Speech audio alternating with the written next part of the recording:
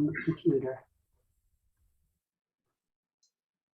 Good evening, everyone, and thank you for joining us for our third Words Across the Water event for the fall semester. The theme for this event is ancestors.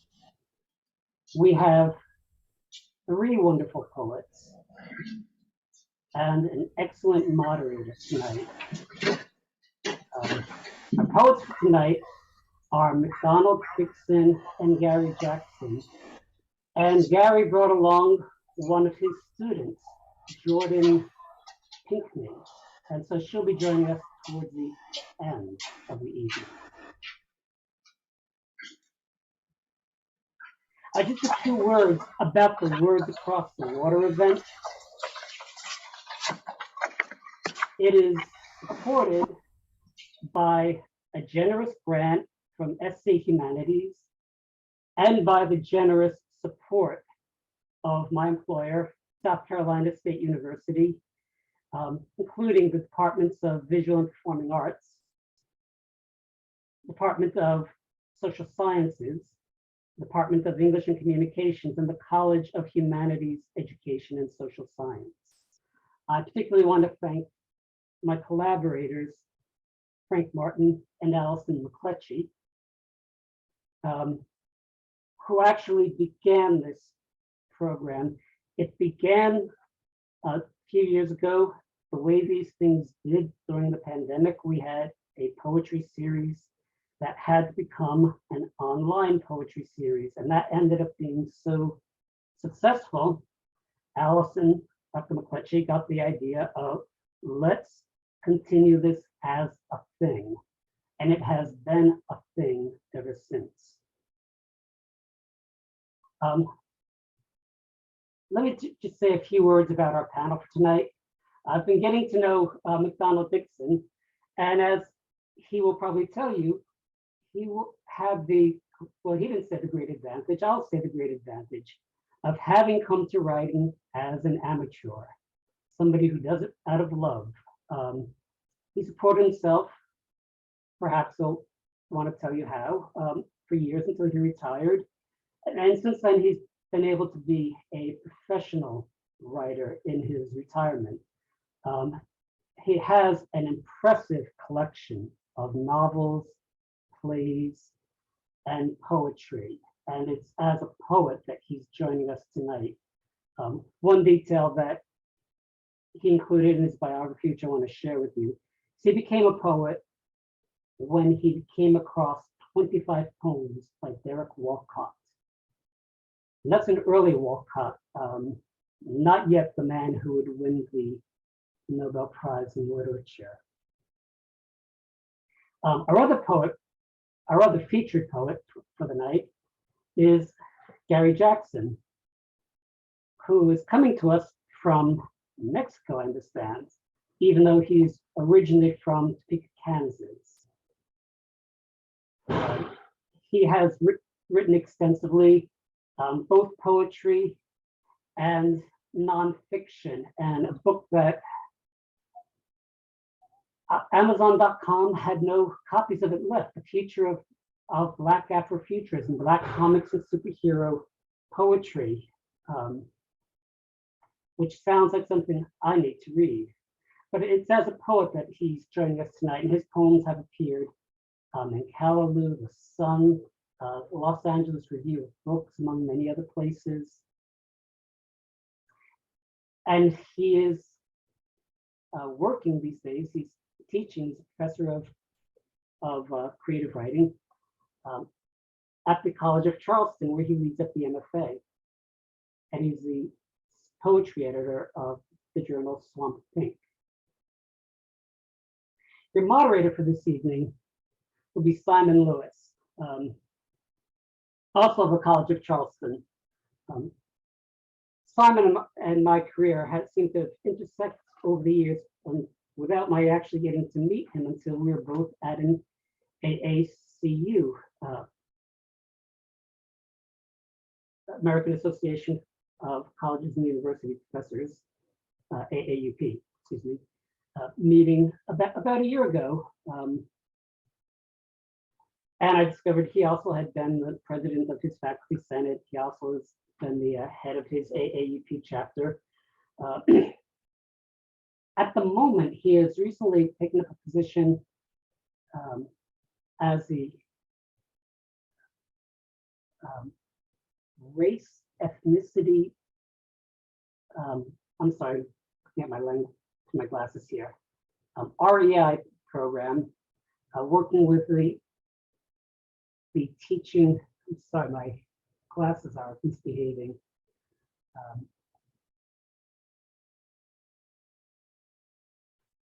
Right, Director of African Studies, Director of African American Studies, Associate Dean in the School of Languages, Culture, and World Affairs. He's published widely on African writing, and he will be our host for the rest of this evening. So with that, I want to thank you, and I will turn the floor over.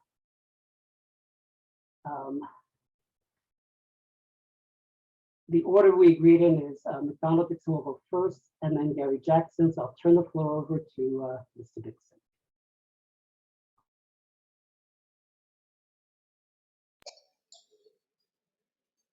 Thank you very much. Well, I'll begin straight away. The first poem I'm going to read is entitled The Poet Speaks. I have been too long silent, listening to extinct volcanoes, seeking light, seeking dreams, where leaves surrender to progress and fireflies light the page. Oh, sweet compassion, when two lips first meet, confirms the myth that our twin faiths are one. God and demon dicing at twilight for their share of souls, toning Vesper's bell. Dust to dust, ash to skin, downhill, dunghill, mimic tweed suits, shoes, socks, complete with polished tongue to argue poetry. Faith come to those who trust and wait. I have been too long silent, listening to the ocean's sigh. We who hope for change see only seasons change, hot to wet, drought to rain. Mountains wreathed in misery reflect the fisherman, rum-soaked slouch, silent at his oars, while hours tick. It's always sunset here, morning or afternoon, with rivers breeding pestilence. I have been too long silent, pampering the skin I thrive upon, the tongue I borrow to be explicit, the roots rooting in 3 words. A conk's baritone measures my speech.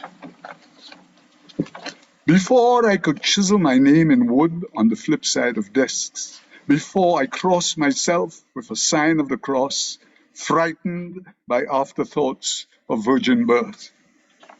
I have been too long silent, longing to forget the long journey from kraal to tent in the holds of ships sailing towards the setting sun. You'd kill me if I boast, blind the ignorant eyes who saw the face of God in stone and was struck dumb by it. I waded through the grist of dead empires, stalking the lion's dying roar, pickling its hide in brine to make my drum. We who fail to see complexion with these eyes, build monuments, observe saint days for bandits who in some future age will perish. The people's rage is building scaffolds to warehouse their fate. I have been too long silent. I will speak. And my second poem is more direct to the theme because I relate here to my actual direct ancestors. The poem is aptly named Ancestors for Ernest, my father. These hollow bones, deaf to the grave digger's spade, were once Irish brothers fleeing hooves, northern horsemen scything through their fields. If the grass had ears, it would shriek. Sores fester and fade, but scars remain. Melchior, my great-grandfather, in lamplit silence sired his offspring to recant the loss of home, the lichen, the bog, a warm peat hearth in Killarney. The dampness in his morning breeches eased wintry fevers from his bones. Shriek out the brittle tunes. It was not Israel he sought, a country lost. The new man dawned. In the sun, passions vanish on a tot of rum. Beggarah for Shamrock, Beggarah St. Patrick's Day, fathering children from thighs of conquerless concubines. For a moment in time, he too was king. I dust the clay, and my spine tingles. It was once my flesh. My grandmother, his grandchild, one from the multitude he sowed, bore to a sanctuary of saints, burning lights to her beloved dead. Twilight bore his name. I was content to let the old bones rest on their stars, but dusting features on all the brown daguerreotypes, I tweaked their cheeks. There comes old Papa Africain. He saw the first seaplane sweep through the sky in iron glory. No surname like Todd of County Cork, only an X blinded by memory. There are no photographs to blow the mind, yet I perceive a Benin mask hewn from the best stock of bronze. There's another, trudging with her brood, 7 sons, 3 daughters on her arms, wading through paddies in Caroni, bent like cane stalk in the fields at Kufa. Ramdulari, my grandmother, you have earned your place in this poem with your charms that calm the wind. An ibis unperturbed, yet restless like Cain at the mercy of threshers. You are this other country lost inside, yet tangled in my hair. 3 continents converge, but do not form a trinity. Landscapes intertwine, yet the heart stays free. Mosquitoes suck my blood, but leave that part of me where nothing is stored in memory. And this one is no return. I was once asked if I would ever want to go back to live either in Africa or India, and the question arose whether I wanted to live in India, given the distance and the changes in culture. So this poem is dedicated to my paternal grandmother, Ramdulari. It's called No Return. There's a part of you neglected, yet not forgotten, lying under the name Eugenia Scott, St. Andrews, Couva. It was a long journey from Kampar by the Guatampur, an obscure river no longer on modern maps, before Panama and a fully functional Suez. Dust from your wagon track country roads mingle with saffron stains. The plain cotton sari which holds your modesty intact from lecherous eyes for the entire journey. Though leached to your skin on arrival in Port of Spain, Trinidad, October 9th, 1891, via Calcutta. You are only 7. I am your grandson who studied Tagore to understand your culture. I do not know other Indian poets, although there must be many more.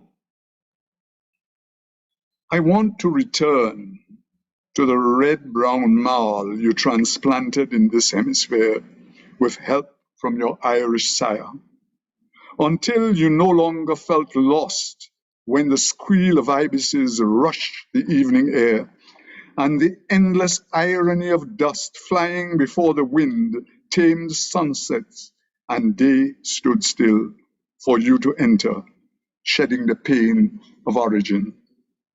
Sometimes a feeling to return to that village in Uttar Pradesh, like homesickness, grips a nerve. Without compass or geography, a child 7 years old, barefooted, is my guide.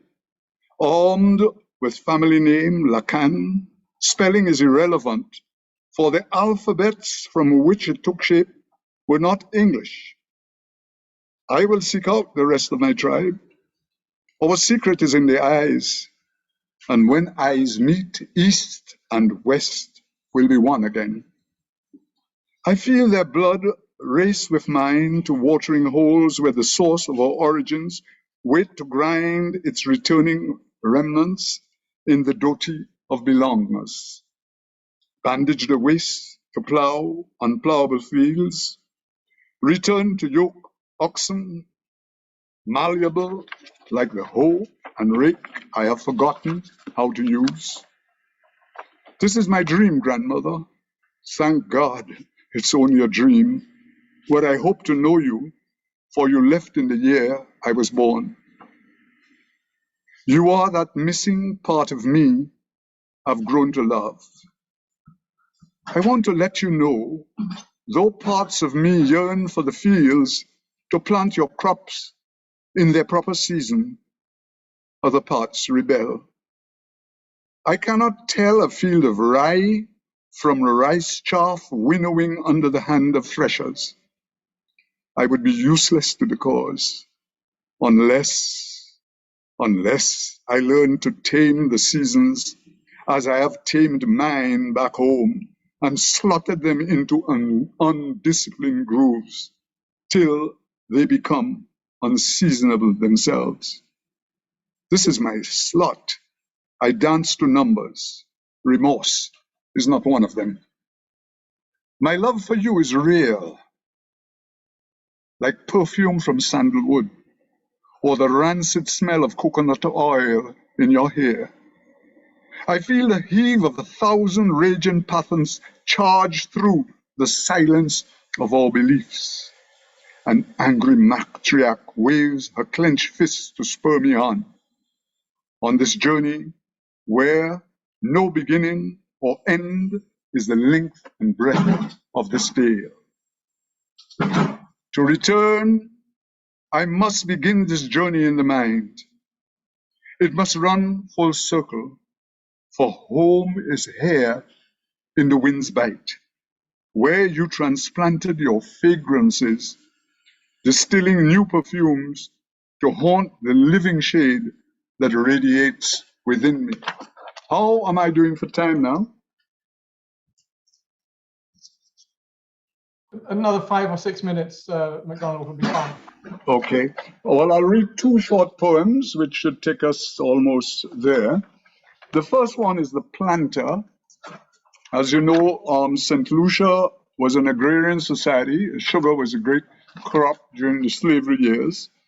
And this poem is about the planter who would have owned the plantation. Far, and this is, I should tell you, is an early poem. This poem is about, well, if I tell you, I'll be telling you my age. It's called The Planter. Far from this stone-clad hills in Cumbria, the shire of his youth, his blue eyes glare late in their 90th year, the frightful age. He thrives on memories, his evening swig of gin, chess when a few grey friends drop in. His crutch rebels, remembering half-caste seeds sprung from his droit de war, claimed from the thighs of fresh housemaids, chastened and righteous for a king. The itch peers through a gaping fly to sneeze. The reins that pinned him to his canes through slits of Spanish slate blend with red clay that made Maboya great. Blight thrives on his wrinkled face. Wild years declant their bile at lightning pace.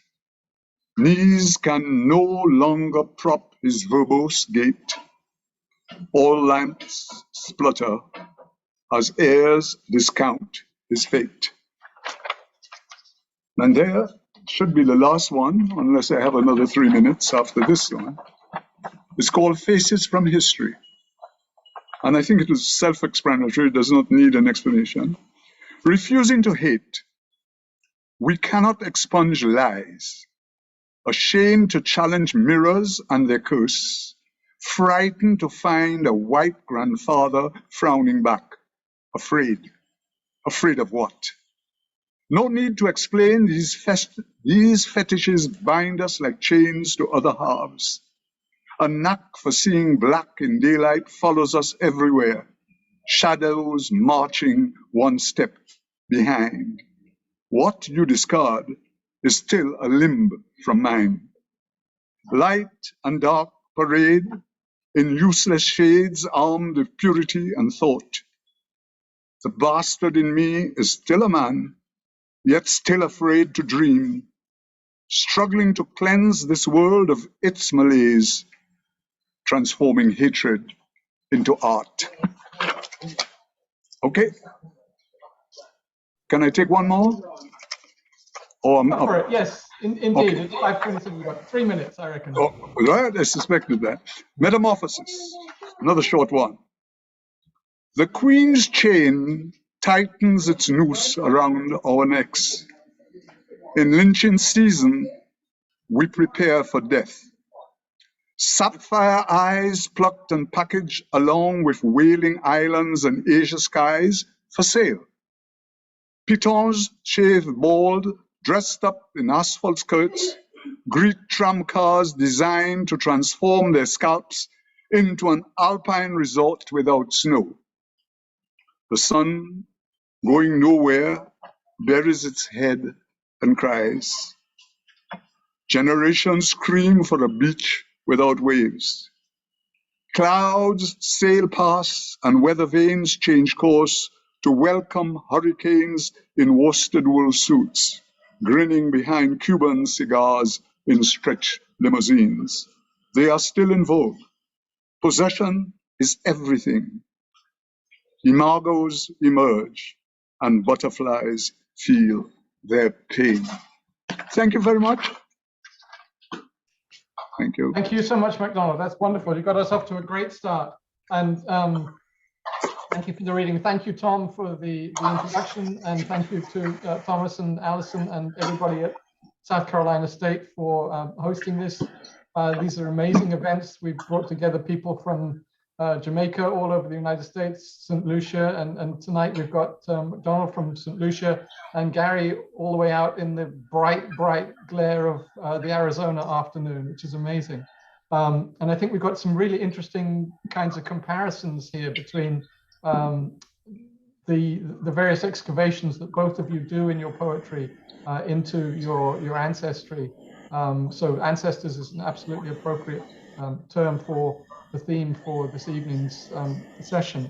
So Gary, I think you have a very different kind of sense of ancestry, but both of you have extraordinary mixes in your backgrounds.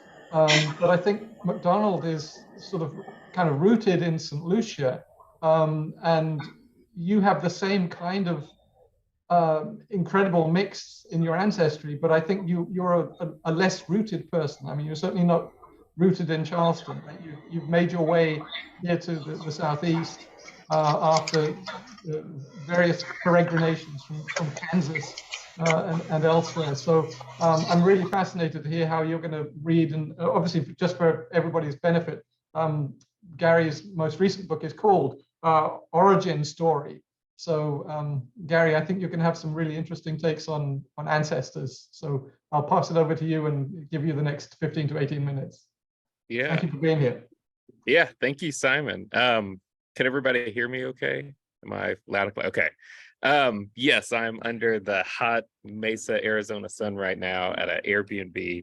And I feel like I should apologize because we're in a kind of tiny Airbnb. So I set up outside. I don't usually have like a cap. I look like I'm in a witness protection program out here. I'm just trying not to burn up. But thank you, Simon and McDonald Dixon and Thomas for getting us all together, and Jordan, who we'll hear from, I know, later tonight too. So yeah, I'm gonna read just a handful of poems from the collection that just came out called Origin Story. And a few quick things I'll just say is that it's primarily concerned with kind of two diasporas. One being my grandfather was a Black GI who served in the Korean War, and while he was over there is where he met my Korean grandmother, who was a civilian there, and together they had my mother, who is biracial and was born in Seoul, South Korea. And so the collection kind of follows those three lives and kind of the various collisions that happen. And they're not necessarily fond of each other. So I feel like I should make that clear. But they all wanted me to write about them. And so this book is an attempt at trying to chronicle those various trajectories. So I'll open with what I think is maybe a fitting beginning. It's just called Storyteller. Kind of talks about the tradition of storytelling in my family. I should also say there's a language in like all of my poems, so just kind of be aware. We get kind of crass as a family. Storyteller. My grandfather laughs when I ask him the name of the bar he took my mother to when she was a baby. All of it. He doesn't tell me about the 65 Mustang, how he wrecked it while driving drunk down Topeka Boulevard, how my mother, no older than 3, flew out the window and the cops found her in a field. I got a scar just like yours, my mother shows me. In DC, my grandmother shows me a photo of her 4th husband who died while visiting home in China. I keep your photos in a drawer somewhere, she says, when I ask her why there are no photos of us on her walls. My mother calls from Dallas, says my father wants a book about him. Now, why would you want that? She asks, but mails my book to LA anyway. My grandfather says we should all visit my grandmother, but never will. My grandmother laughs. He's still in Kansas. Good. My mother never talks to her sisters, feels they are ashamed of her hue. I came out of the same fucking pussy they came out of, she says. Write a poem about that. The Mustang was repoed, I'm told, because he couldn't keep up on payments. Bullshit, my mother says. You stick with my story. It's better.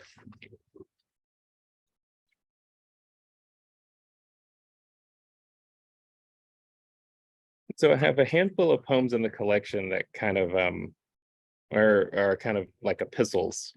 So these letters that are entirely fictional that I imagine that my grandmother wrote my mother and my aunt when they were children. And so here's one of them, and it's simply called Dear Kimberly, 1962. Sorry, there's like, I feel like there's a lot of traffic going on around here. Also, I should say there is Korean that I use throughout, and I'm not going to define it, but hopefully through context clues you can figure it out. Is it really loud here in the background? Can people hear? Is It's fine, Gary. Okay. You're fine. Okay. Dear Kimberly, 1962. My brothers split well, told me my hands were never big enough, arms not strong enough to hold my own fortune. So during Chuseok, I dressed you in baji to fool the spirits, prayed for boys, bringing coins, silver and slender as the waning moon. Most nights, I don't dream of their half-drawn faces, don't lament the old world we left behind, but I want your name golden, you beyond every man's reach. I want blood to matter. I want America to be the promise that finally came through.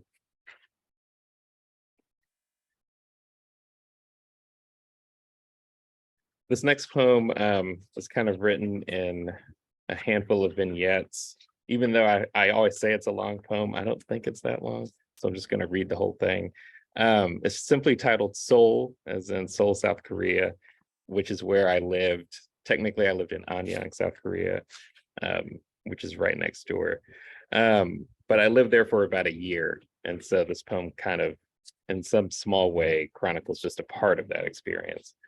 It also references kind of two alcoholic drinks that you drink a lot in Korea. So one is called soju, in case anybody is interested in knowing, and soju's like similar to like vodka or sake. And then the other drink is called magali, which is also a Korean liquor that's also fermented rice, but it's a little bit more traditional. It's kind of chalky and kind of milky and kind of sour, which me describing it makes it sound like something you don't want to drink, but it's actually pretty good. Seoul. Good soju is smooth like water, unlike magali, unfiltered with more color. Feels stranger on my tongue, like communion, like grandmother meeting her first husband at a magali bar.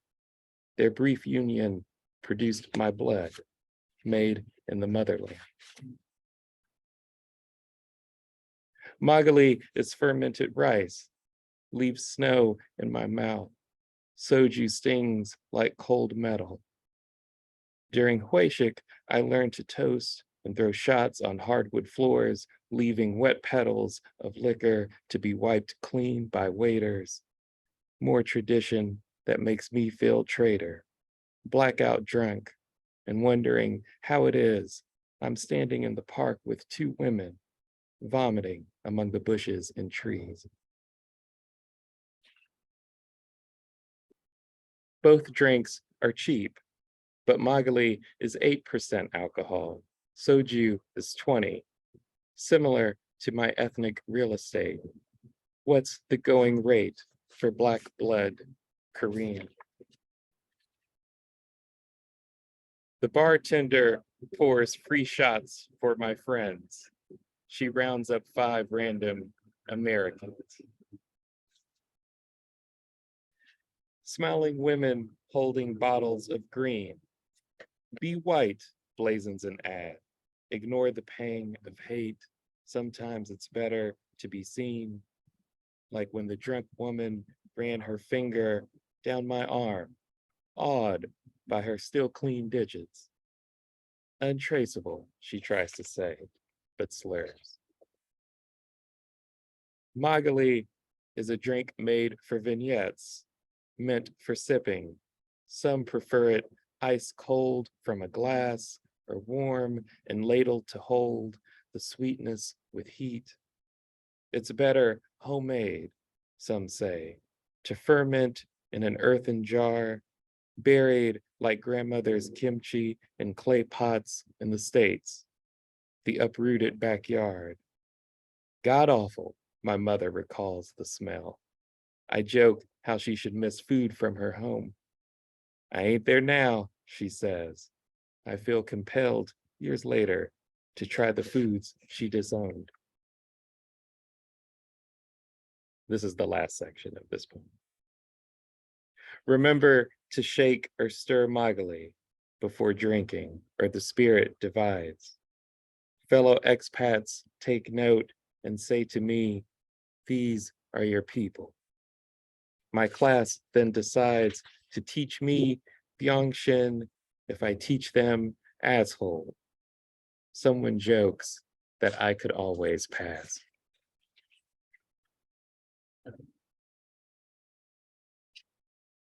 And so I'm just going to read one more poem from the book, and then maybe just two new poems, and then I'll wrap this up.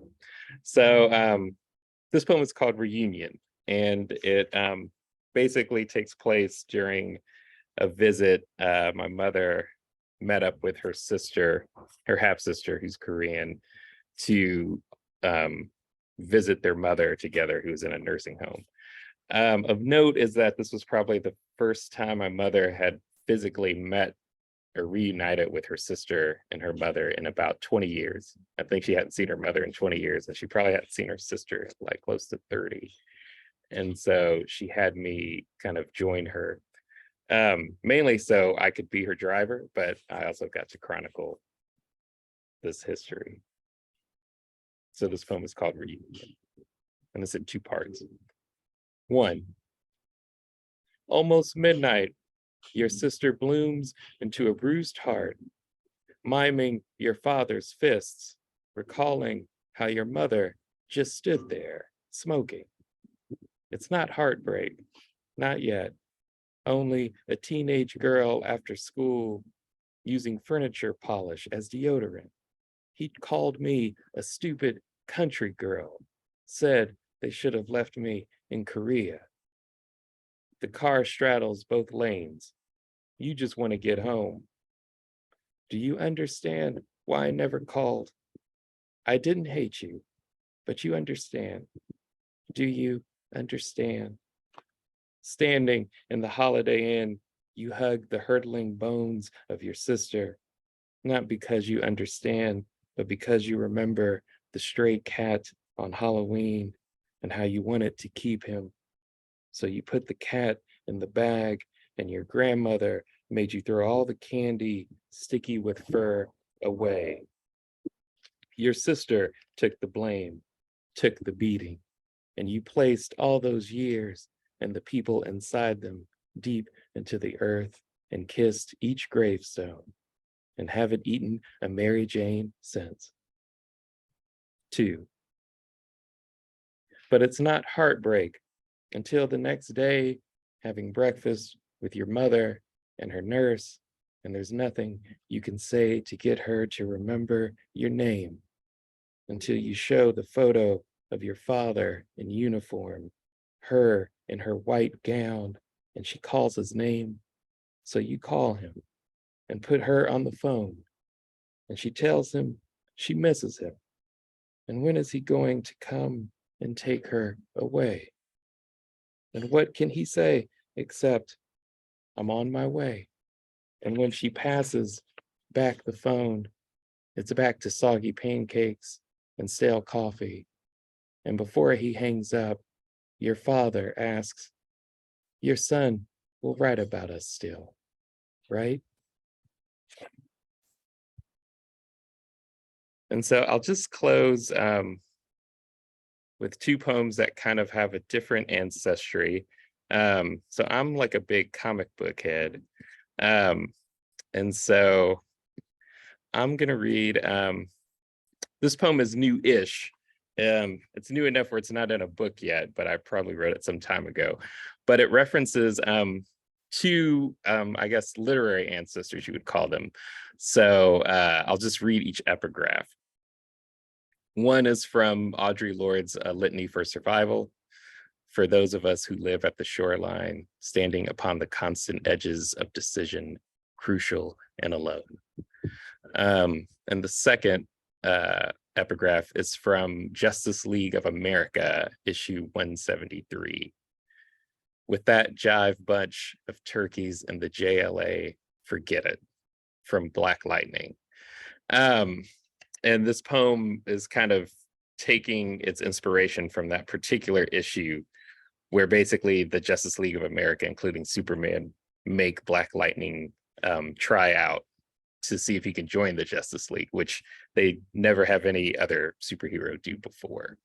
And the poem ends with another reference to Audre Lorde's A Litany for Survival. Tryouts. There's one boy on fire and another drowning. You only get to save one for your final exam. So you lift the wet boy from the lake and don't realize your mistake until Superman touches down. Sorry, son, we can't have someone who chooses their own over everyone else. The boy's brown fingers hold tight to your emblem, leave wet impressions on your chest. Next year, the same, and the same after that, every time you choose wrong. Blame it on Empire. Superman, his arm wrung around your neck. We're trying to save the world here. His eyes pure blue, confirming what you already knew.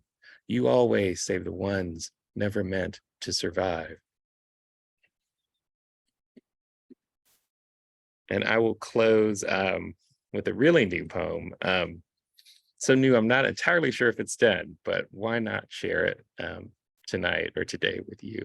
So this poem is titled American Lit, and it's referencing the Leroy Jones play Dutchman, if anybody is familiar with that text. Something we could talk about more later, but this is all based on like kind of a true story of my time at as an undergrad at Washburn University.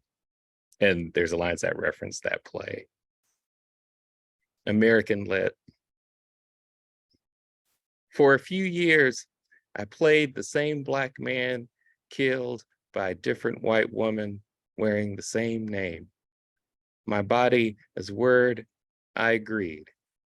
It was meant to be educational, and there were so few of us majoring in English.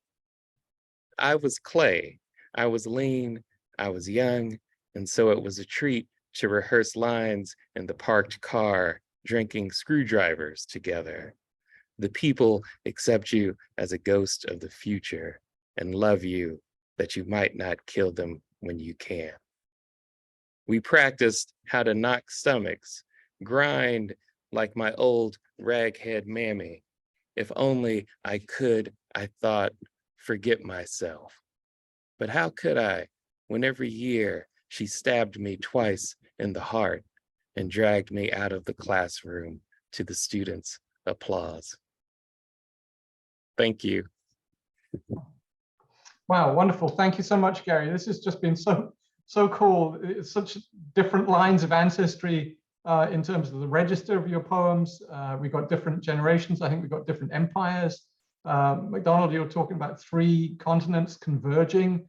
I think we've probably got 4 continents if you count East Asia as separate from South Asia. This is really, truly remarkable. And then there's wonderful range of generations between McDonald, obviously your colonial upbringing, and Gary, your upbringing in post-imperial, imperial United States or whatever. And Gary, if you'd perhaps like to introduce, a 3rd generation, which would be Jordan, who's one of your students. I think that would be great if you could introduce Jordan. And Jordan, then if you read, I think you've got 2 poems lined up. Yes, 2 or 3, it just depends. Okay, all right. So Gary, if you wouldn't mind just giving a bit of an intro for Jordan, and then hand it over to Jordan for the poems. Whoops. Sure. Yeah. So I didn't prepare anything, Jordan. I'm sorry, but it's my pleasure to introduce Jordan Pickney to everyone.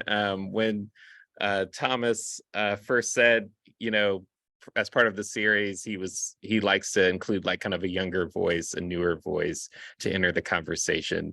He asked if we had any students, and I immediately thought of Jordan and her work. I was fortunate enough to work with Jordan in a poetry class, and I've met with her, so many times outside of that class because she has such a hunger and thirst for not just writing poetry, but reading poetry and engaging in the world through her writing. And so one of her poems in particular, which I won't spoil, but I think she might read tonight, is one I thought of when Thomas told me the theme was ancestry. And so it's my pleasure to introduce Jordan Pickney.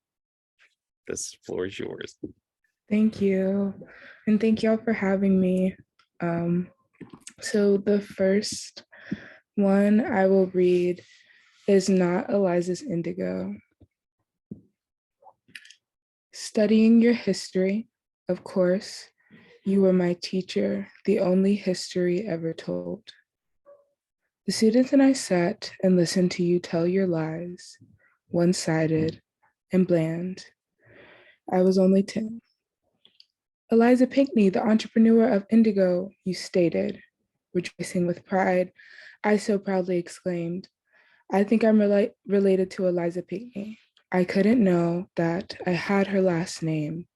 We didn't share one. You told me I was too dark. You looked at me as if I was not capable of such grandiose exaltation. You tell me I'm too dark, but for who? For the same people that stained my ancestors' healing hands with indigo to harvest your blue jean.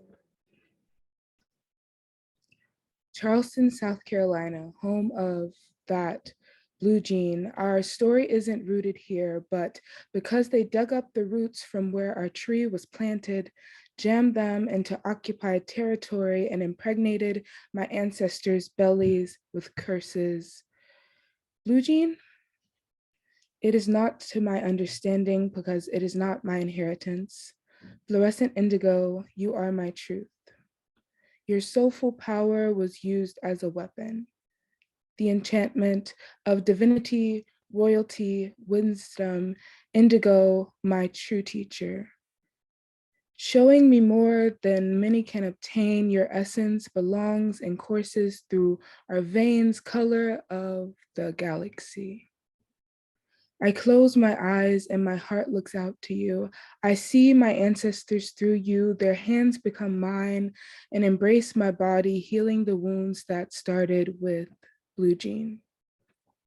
I paint a beautiful family portrait, invalidating that vile fabric that was never meant to be. And on that day when my eyelids were engulfed in tears, I couldn't see the vision that called out to me.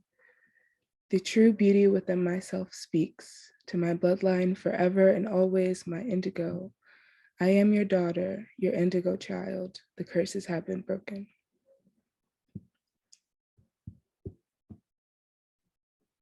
The next one I'll be reading is Miss Brown's song. Sprawled at the doors of the temple, bodies hung under the arms of white control. The Black nurses worm the blood of the dead. They're alive, it must be a miracle, the chosen ones.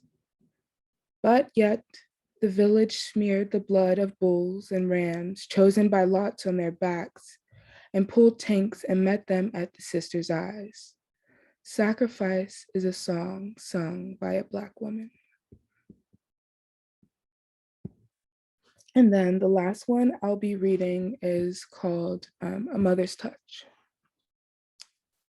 When leaning my weight on my mother's knees, she propels me forward, tosses me a pillow with no cushion and tells me to sit up straight, a body with no easel, straighten up so that you are protected. The hot iron corrodes the TV stand for the third time today. I am the last of my sisters. She insists I have naps like my dad's side of the family. That's a lie. To prepare me, she rations a fine layer of blue magic, George Long's cure to a Black woman suffering across my scalp, and presses the rat tail comb against my coils, settled and tired of being teased. Thank you. Wonderful. Thank you so much, Jordan. That's absolutely fantastic. So getting these three generations, three very, very different ancestral roots. Today's theme is supposed to be ancestors. I'm thinking if you play word association football with the word ancestor, you're going to get to ancestor worship. And very frequently, I think when we talk about ancestors, we do think about ancestors in this sort of reverential way. We think about having to look up to ancestors. But in all three of your cases, in very different ways, your digging back into your ancestry is really ambiguous. And there is no straightforward line to veneration. Jordan, to Eliza Pinckney, for instance, is a really complicated kind of line of ancestry, or McDonald to Indian forebears and Irish Michelle forebears. should know how she have cats too. You can fit. I'm a fire person. I can. Camille, can you mute? Thank you. So if I think any one of you can get in on this to just talk about, how do you feel about ancestry, and how does the search for ancestry manifest itself in your poems?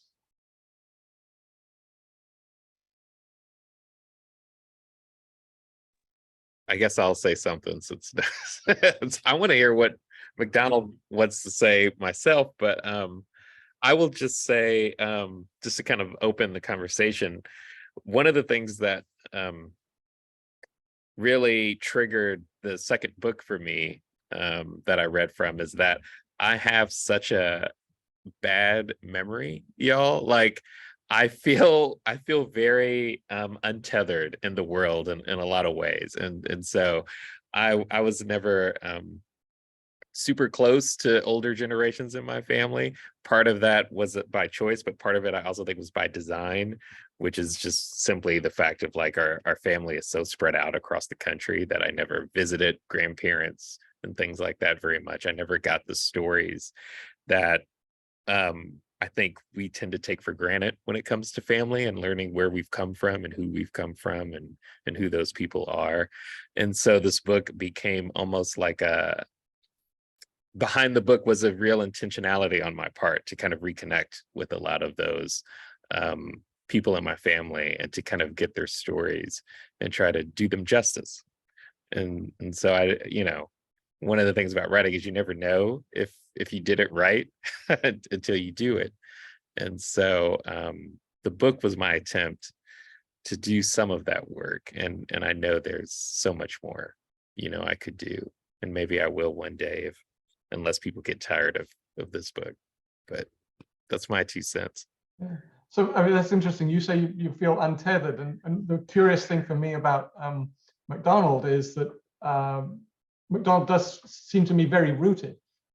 Even though you've got this equally diverse set of strands in your ancestry, McDonald, you do seem very, very firmly rooted in St. Lucia, whereas Gary seems to be this sort of peripatetic kind of character. Maybe Jordan is more rooted in South Carolina. I don't know enough about you, Jordan, to say that really, but I'm really curious how you've got two very similar poets with massively diverse backgrounds, but Gary, you're kind of untethered, and McDonald, you strike me as being very rooted.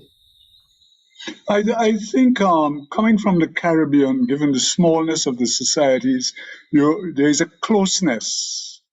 And each generation, the further back you go, the closer they were. And as the population enlarges, it's still small. There's only about 175,000 people in St. Lucia. You can always see your relatives at all times of the year. Of course, there's a great migration both to the UK and to the United States and to other islands, but then there was always contact. But in my case, I grew up with a grandmother still alive. My grandmother died at 84, and I was able to get stories from her from various generations. I learned about other relatives that I didn't know about. They would have died long before I was born, but because she lived long, she would have known them as a child in many instances. So there was a kind of continuity.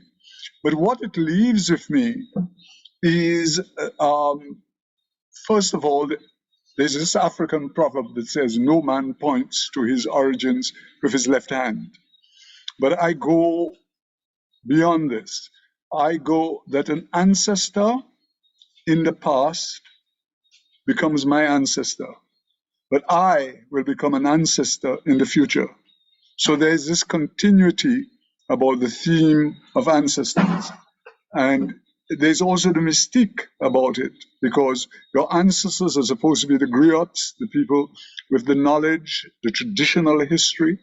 And to survive in the 20th century with all its trappings, you must have some form of traditional history, some form of origin that could give you a sense of place and root you there. I heard a certain level of independence in both poets, which we did not really have in terms of political independence in the Caribbean until about the decade of the 70s. But what we had was a personal independence, which was very, very strong. In other words, racial prejudice would not unravel a West Indian. You know, you would have to look for a fight with him. You know, because we only, some of us only came across racial prejudice when we went overseas to university and so. But however, do not fool yourself. There's a very strong social prejudice. Where you from, boy? Kind of prejudice in the Caribbean. So we, our different backgrounds lend to the difference in the poetry. I can see the antagonists and the protagonists in the other poems. In mine, it would be more muted. You will find a revulsion against slavery in my poetry, but you would hardly find a racist or racial theme really coming to the fore, particularly in the times where some of them are written. For instance, the first poem that I read, The Poet Speaks, is a very early poem. You know, we talk more about the journey, which we thought that the slave trade was one of the most abominable things in the world. You know, to have subjugated a race to that. You know, even the indentures that came from India did not have it did not have a good time. The Irish, who were one of the first out in the Caribbean in the 1600s, were treated abysmally poor. So it was a whole question, and this is a theme in some of our poetry: man's inhumanity to man. Okay. Right. Thank you, MacDonald. So Gary, I was so pleased that you read that poem, which has the last line, "I want America to be the promise that finally came through." And Jordan, I want to pitch the question of ancestry to you, because we know that Charles Pinckney and Charles Cotesworth Pinckney were two of South Carolina's representatives at the US Constitutional Convention in 1787, and you bear that name. And so I'm curious how ancestry works in your poems, and thinking specifically about the Eliza Pinckney poem that you were reading about, and what is your relation to that? What's your relationship to being rooted in South Carolina? What's your relationship to being American?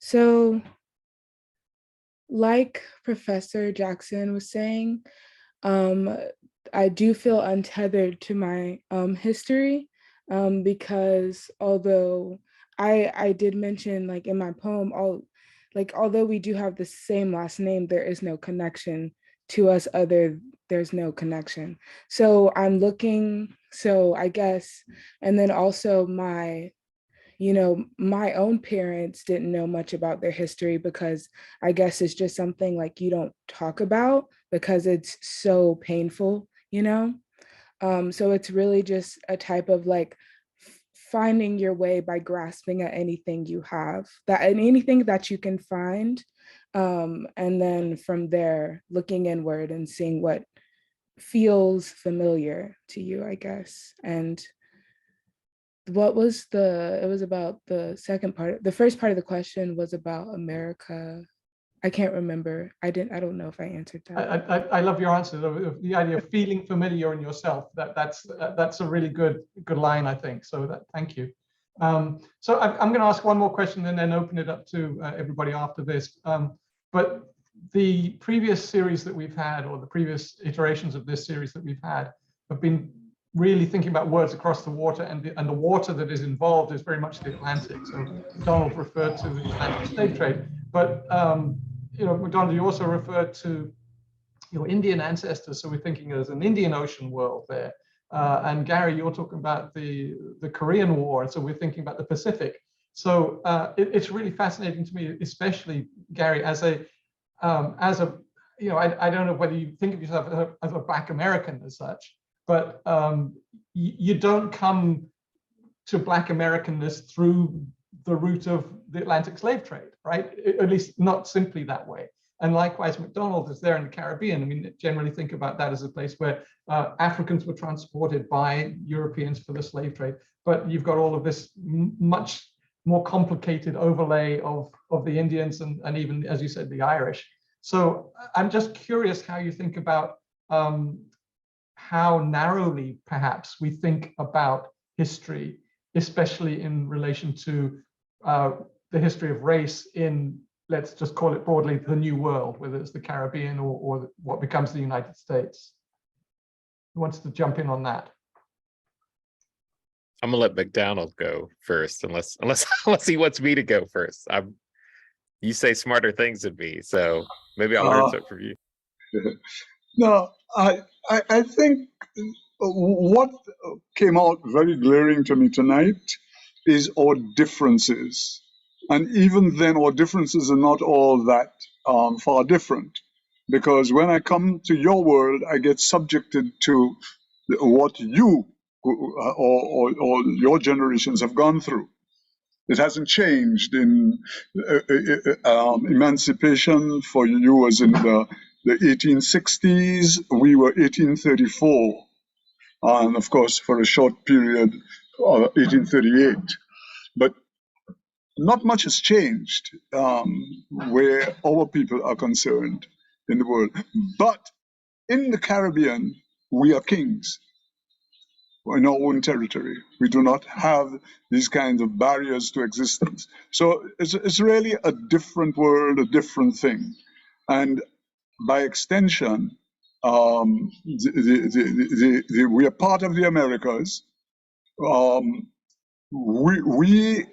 There's another thing. I actually discovered when I did a DNA test some years ago that I actually have Kalinago blood in me. Now, Kalinago, you may hear they were called Caribs by the colonizer, trying to pretend that they were cannibals. They weren't. It was an American Indian tribe, Amerindian tribe that lived in the Caribbean, like the Arawaks Caribs. I actually have some of that blood in me from a forebearer, not a very high percent. So there is one ancestor that, given to the time limit, that didn't come out, because I also have poems dealing with that side of us, the indigenous people who were blacked out by the colonizer. The same thing happened in America. I still recall very young reading Buries My Heart at Wounded Knee, what happened to the Lakota Sioux with the US cavalry. The same things happened in our parts. But they begin to move apart as the civilizations developed, as our people became educated, coming back from university from the 19th century. We had few university graduates taking leadership roles. In fact, one of the most beautiful things in the Caribbean, graduates of the University of the West Indies, which is a local university, are now becoming prime ministers in the various little states that we have. So it is not an easy merging of the minds between myself and you, Gary. We're different, totally different. It's like an ocean with a knife just cutting, like in the Ten Commandments, Moses parting of the waters. You on the left, I'm on the right, or I'm on the right and you on the left. But we will always agree to disagree. Okay, basically, I know that I answered this thing in a very convoluted way, because there's no one, it's one of those open-ended questions that there is no real answer that is cast in stone. Okay? Thank you. Gary, and then Jordan? Yeah, I totally agree. And I'm glad McDonald went first too, because, just thinking about how convoluted origins are, right? And like you talking about, like, getting a DNA, like an ancestry test done, and seeing like all the different various lineages that are in your blood, right? And how I was struck by how often even the word origin came up in your reading, McDonald, and similar to mine. And just thinking about, for me at least, the story is also entirely dependent on who gets to tell the story, right? And so for me, and I think that's what one of the chat comments are too, right? And so for me, like my mother, in a way, even though the book is called Origin Story, it's really her story is the one I'm kind of looking at. And there are bits of the rest of our family, including myself, but I was mainly invested in her story. And that's also so recent, right? Like if you think about the Korean War, versus like slavery versus colonialization versus, all the other trajectories I could trace back. Hers was so recent, and it's clear that it still hurts the people involved in that origin. My mother, her mother, who since passed away, my grandfather.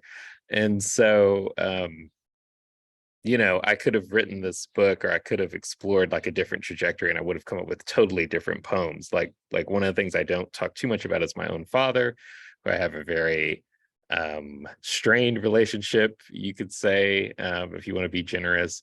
But my paternal grandmother was half Black and half Chicana. And so that's a whole other lineage. And my mother always used to affectionately call me a mutt when I was a kid. And she said, because I have everything in me. And so, and despite that, I present as Black, right? And so, despite the fact I'm a quarter Korean or something, I could tell stories about like being invited on these panels about Asian American representation. And when I come into the room, everyone looks at me like, who is this guy? Like, why is he here? And so that's fascinating to me as well, right? Like not only like kind of what you can claim, but how you present, and how comfortable are you in claiming these different lineages, right? And how often are you invited to come into these communities? And I want to be really intentional with that, because I still don't think, and maybe this isn't right, but I still don't think I can entirely lay claim or enter certain communities, despite maybe what my blood is or what my ancestry is, right? Like I still think it's important for me to wait for an invitation. I don't know if that makes sense or not, but because I also need to feel welcomed, and if I'm not welcome, then maybe I shouldn't be there. I don't know. Like the soju versus whatever it was, the 8% Yeah. and the 20%. Yes, yeah, the Soji versus Magali, and that's a whole other thing. When I lived in Korea, I was very welcomed, and also I was very othered. I was struck by McDonald. You said, there's still social prejudice, right there, and so even if other prejudice, even though your community is united in some ways, in other ways there are still these lines of division.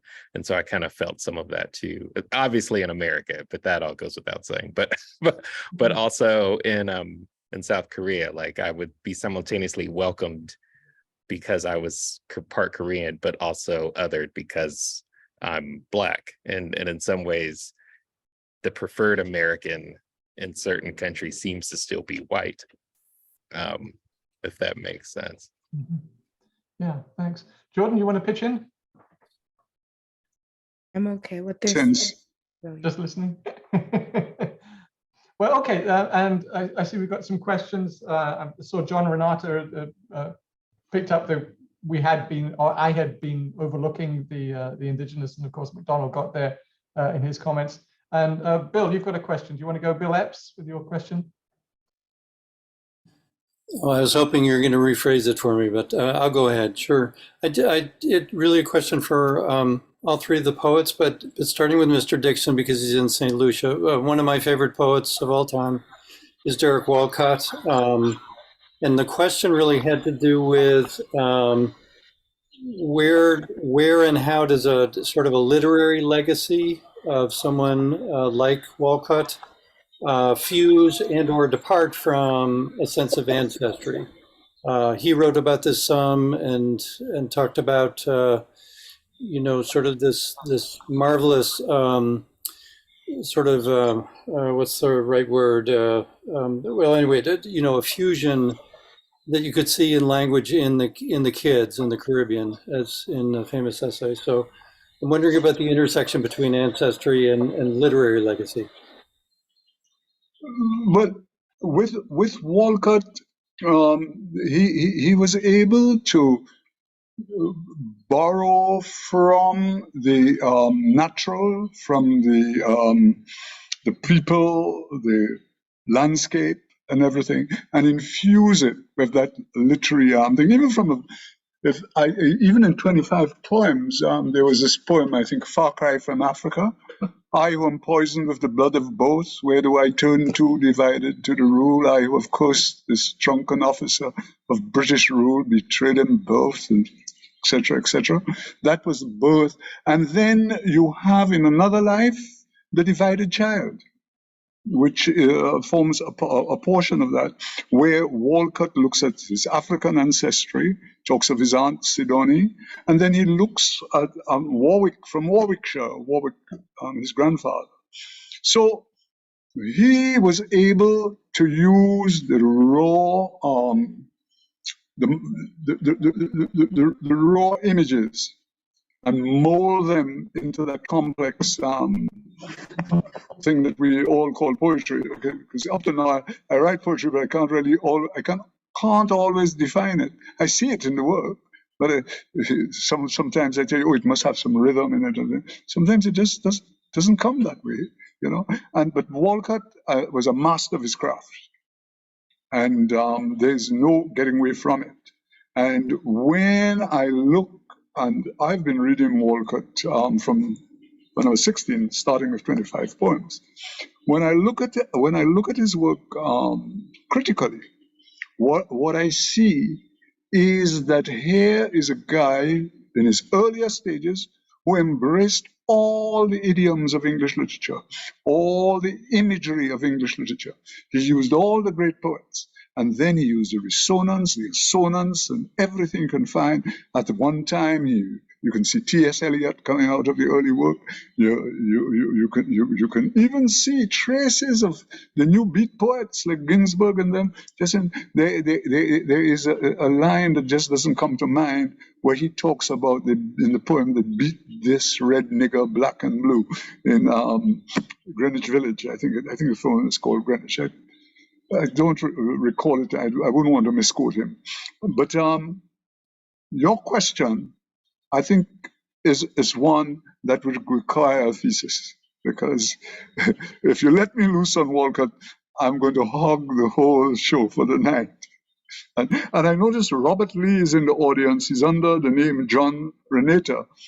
He can add quite a bit on that because he's also a Walcott scholar, and we were both friends of Walcott.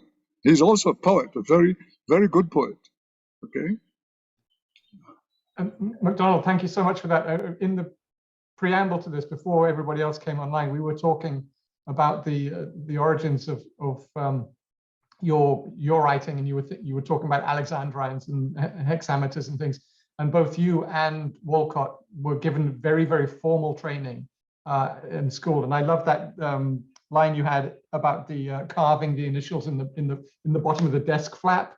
That took me back to my own colonial education. And I understand exactly what you were talking about there. So you and Robert and Derek Walcott all have that really formal training. So even though you had to break away from that, you had to get away from the iambic pentameter, you had to get the Caribbean rhythms that were appropriate, you had to get a Caribbean lexicon that you could actually refer to, all of that sort of stuff. It was still a very formal English, and I would say even a European kind of style of poetry. And here we got Gary, who's drawing on Audre Lorde and Black Lightning, such different registers and such different ancestry there in the poetry. Gary, do you want to comment on that?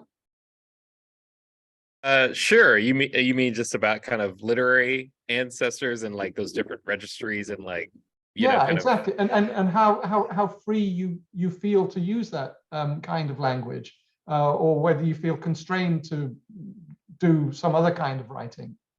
Yeah, like in my first book, Missing You Metropolis, which I didn't read for him, but my first book is very much kind of a homage to like comic books, right? And that was kind of the literature I read. I taught myself to read reading comic books, basically. And years later, my mother admitted to me that the only reason she bought me comics, she used to order them out of the Sears Christmas catalogs and all this. Like, I don't even know if those things exist anymore. But she said she did that to like keep me off the streets. She said to keep me out of trouble, which worked, I guess. But I really wanted to honor what I see as is traditionally seen as like lowbrow art is how comic books are seen. They are seen as for like juvenile writing literature.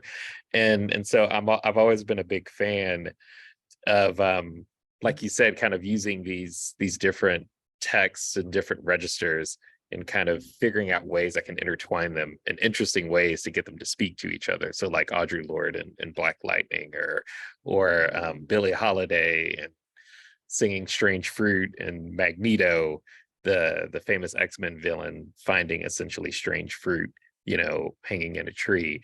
And also kind of acknowledging that comics and poetry and all types of text are already speaking to each other. Like people who read comics or people who write comics are being influenced by, poetry and plays and scholars, and they're not just it's not just for children, I guess. And so some of that is very intentional, where I like to kind of show how all of these texts are kind of fundamental, not only to my kind of understanding of the world, but to like our current kind of cultural understanding of the world.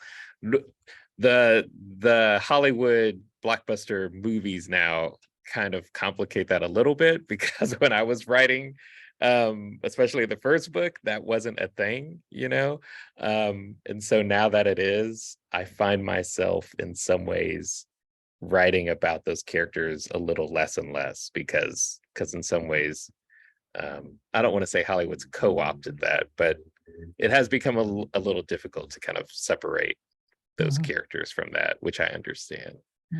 But you were pointing out the ideology of those comic books. They might have been just for kids, but they certainly did have an ideological baggage that you have to, so you were using it, but also sort of, basically pointing out racism, right? Even in comic books. Yeah, and how that was already kind of fundamentally baked into, like the ideology behind a lot of those books. Like X-Men is all about racism, and it was just their way of being able to write about it without having to directly write about it, like due to editorial mandates or whatever it may be, somewhere along the line, an editor-in-chief was like, you can't have like lynched Black children in a comic book for children. And so they found ways around that. And actually they did depict that in an X-Men comic. So there you go. Great. So who else wants to pop in with a question? I saw Robert, I think, had a question or a comment.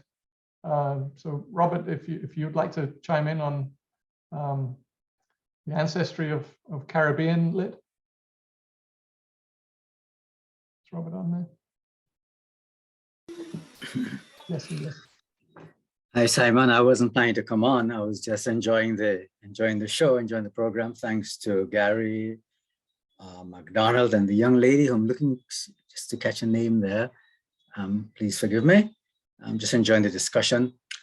But certainly the discussion, I'm glad it's turned to recognizing the ancestors. I think the three poets reading today, I don't think they can avoid, as they dig into their poetry, into their writing out of their own history, can avoid their ancestors, the original peoples, the first peoples. For us who are of African descent, and myself, my mother's grandmother was Kalinago from Dominica, but African descent, and many of us have European within us. Gary has South Korean, Asian, and I suppose it depends on the poet. Some poets may not feel it that important to sort of dig into that history of their lives, but I think to look at it and to see how it has shaped you, as Gary is doing with the South Korea, which is a very different kind of experience, I would think, South Korea, Asian experience there. I think it brings to your work a certain not only quality, but I think it offers a certain kind of interest, and it broadens, I think, the readership in a sense. I can see readers in South Korea and Asia sort of the ears pricking up and paying attention to what Gary's saying. How is Gary translating his South Korean experience into Black America, where he is.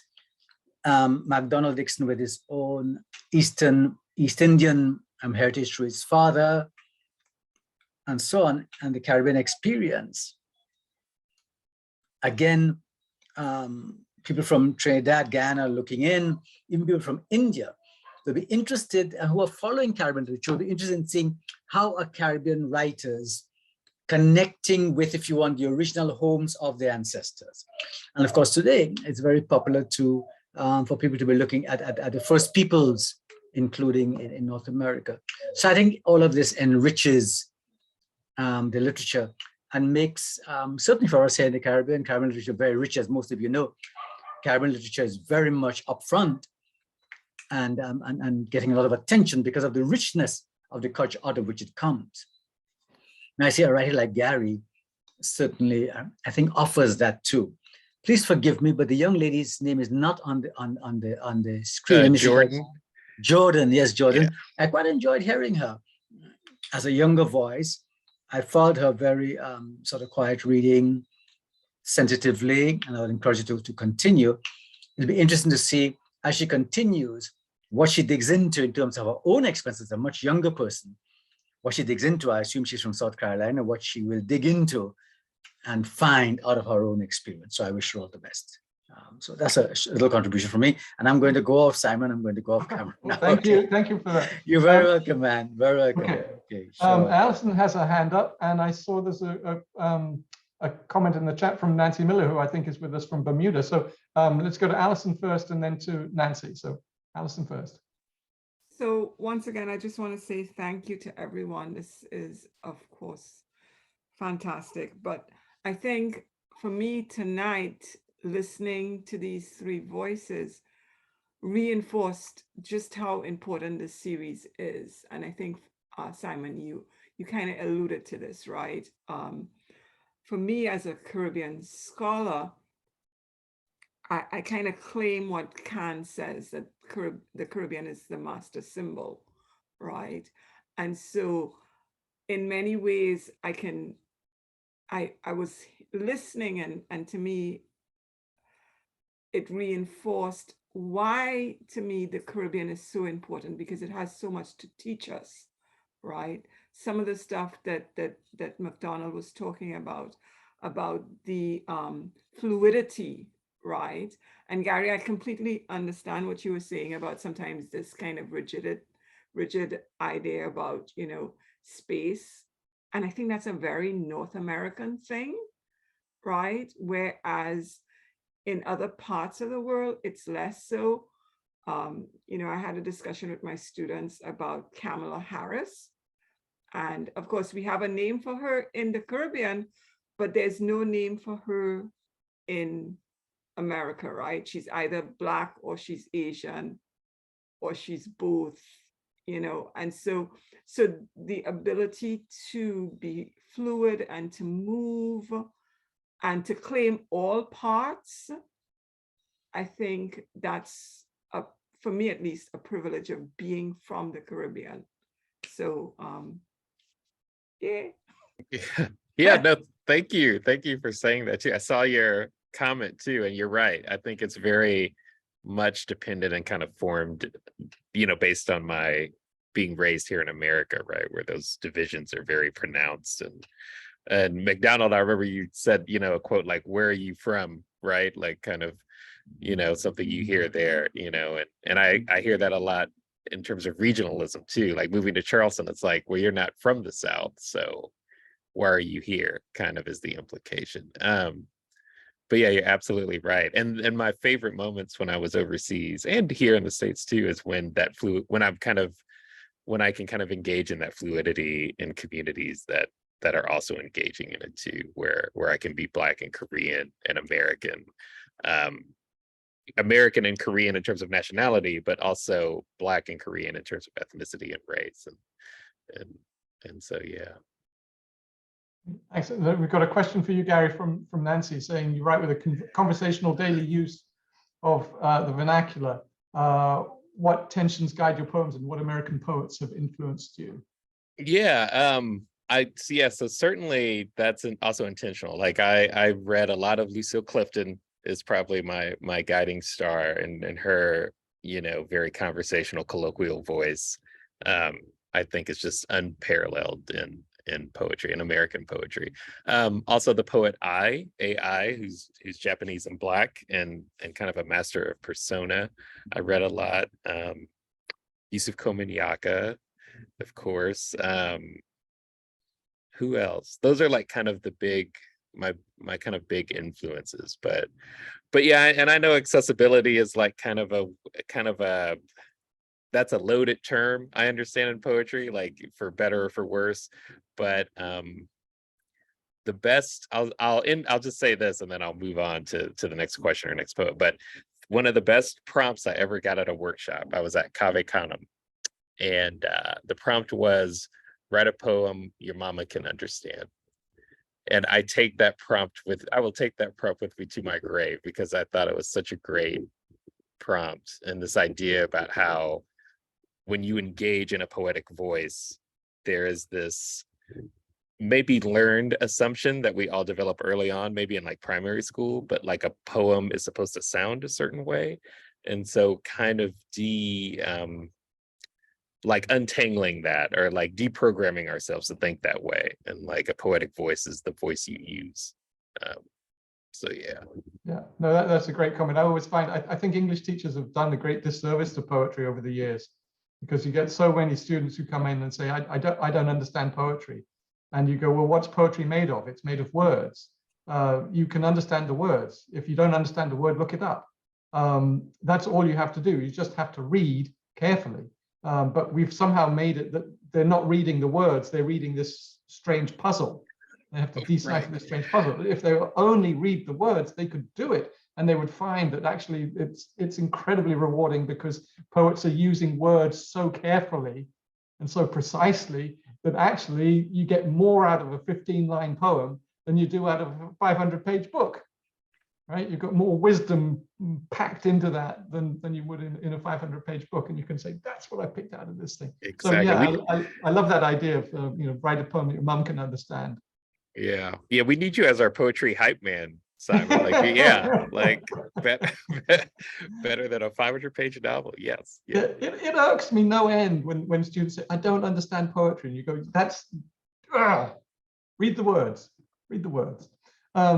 Anyway, anybody else got a question that they wish to put in the chat or raise a hand? I'm not seeing any raised hands. We've already got to 6:33, so we're technically at the end of our group session, but I think we seem to be going pretty well, so I'm happy to let it run on if people have other questions they want to ask.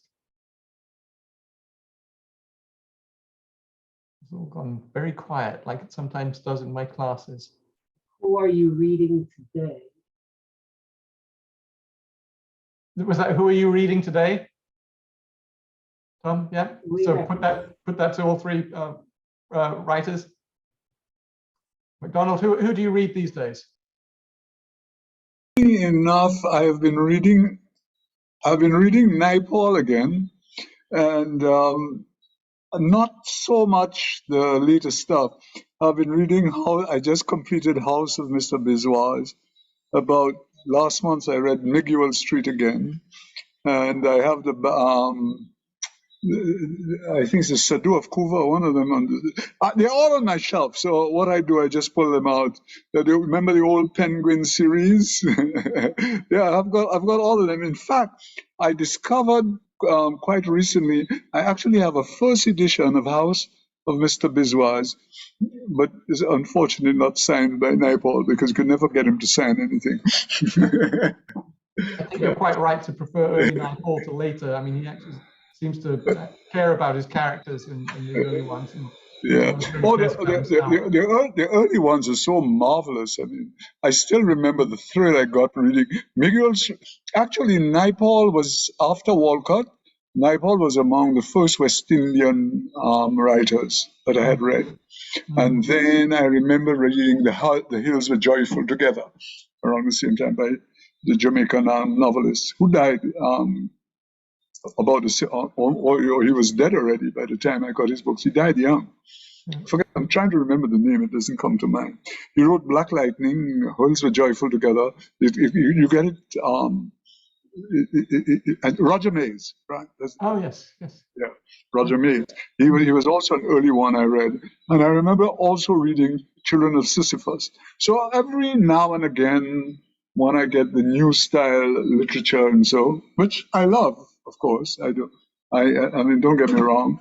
I normally go back to my old days and relive some pleasant memories, because I didn't have them when I was in school. I read them all as an adult working. Yeah, exactly. The curriculum was ridiculously constrained. I remember I remember reading Mitchell-Halzer, for instance. I mean, I was put in my mid-20s when I first came across Morning at the Office. So we in the Caribbean, we came into West Indian literature particularly in the smaller islands rather late. You would find that perhaps Trinidad, more Jamaica would be more in the spearhead of that. Jamaica, Barbados, and Trinidad would have been a bit more advanced than the smaller islands in discovering Caribbean literature earlier, But when we did, we went to town on it. Yeah. Because my early plays are all based on Caribbean life, rural life, One of the best playwrights that which I modeled my early work on is Derek's twin brother, Roddy Walcott. A lot of people don't know how good a playwright Roddy Walcott was, because what he did, he took the language of the street and raised it for the stage. And it worked wonders because you recognized yourself in what the characters were saying. And we used to have something in St. Lucia called the Festival of Arts. Imagine you've just come on Thursday night from seeing the Duchess of Malfi. And all guys like myself and so trying to pretend that we are Sir Laurence Olivier or some big Shakespearean actor. And the next night, you have the guys doing a Walcott play, The Heroine of Benji. And you just fall in love with it. The contrast was so striking on you. But what was great about the era was the recognition. You immediately saw yourself in the work, And I think this is one of the things that really made me a writer. Because there's an essay that I wrote some time ago, which is the preface to my collected poems, where I asked the question, here was I writing poetry about the elm and oak and the adler, but isn't the mahogany as majestic as these trees, When you talk about the Thames and the Severn and all these things, the River Dee in poetry, what about our own rivers? You go to Guyana and you have some wonderful waterways that can rival any of these great European rivers that we fell in love with in English literature. Well, I mean, the Thames is a stream by comparison to any the Orinoco. Orinoco, exactly. or the Amazon. Well, I didn't take the Amazon. I took a tributary. The Orinoco is a stream by the Orinoco. Yeah. I remember my first visit to Guyana, staying on one of the banks of the Demerara River and looking across, and I barely see a car like one of these Matchbox cars, that small in perspective, Yeah. Jordan, who do you read these days? Who's your favorite poet? You can say Gary Jackson if you want to. Don't you dare say me. I am currently I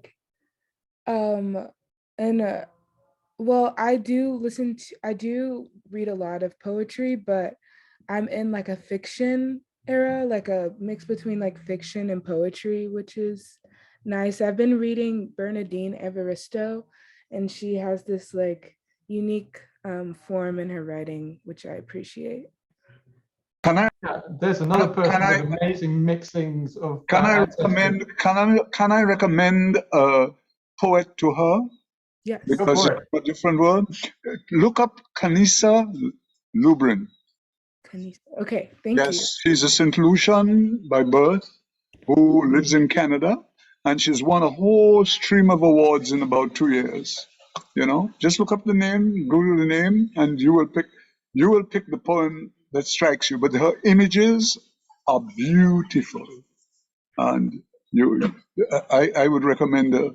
She's a young poet from perhaps your generation, actually, and but she's a wonderful writer. Okay. Will do. Thank you. Yeah, okay. That sounds great. And maybe that's an appropriate point to end on with, the passing of the torch, right? Ancestry, passing the line down. And so McDonald Dixon, Gary Jackson, Jordan Pinkney, thank you. You guys made a fantastic trio. 3 superstars converging, maybe not 3 continents converging, but 3 superstars converging. It was lovely. Really enjoyed the conversation. Really loved listening to your poems. Thank you all so much. And thank you, Simon, for doing a great job, an excellent job of moderating this session. I want to going to put something in the chat. We have one more event coming up. Oh, that's not what I wanted to put in the chat. We have one more event coming up, and I'm trying to put the invitation to that. That will be our next Words Across the Water event is November 17th, again at 5 p.m. It's a Thursday, featuring Marcus Amaker and Celia, and I've never pronounced her name before, Serhando. Mark Samaker is a South Carolinian poet, and Celia is, I forget where she's from. Celia Sorrento from Dominica. Thank you, John. You're very welcome, very Dominica. welcome. Doing very well for herself. She's now on tour in UK. Thank you. You're very welcome, friend. And I need to thank you. If you haven't been part of the Words Across the Water community for a while, you may not know that it probably wouldn't exist without John Robert Lee. He has served as a valuable advisor to me and to Allison when she was in charge of it. So thank you for being here, and thank you for your work supporting us over the years. Some of you saw that Frank Martin was able to come and go. But yes, Frank's living a busy life, and but I want to thank Frank in his absence for his work over the years, one of the core collaborators on this program. And of course, I want to thank our poets and Allison McCletchie. Again, we wouldn't have Words Across the Water without Allison, and we certainly wouldn't have it without the wonderful words that our poets have shared with us. And most of all, though, I want to thank you in the audience for coming. Thank you for taking this time to spend with us, sharing your thoughts, your questions, and your love of poetry. Without you, it doesn't happen. I have to thank again our sponsors, South Carolina State University and South Carolina Humanities, for their generous support. And if there's anyone I'm forgetting, I thank them too. But at this point, I'm going to stop the recording, but invite people to stay around.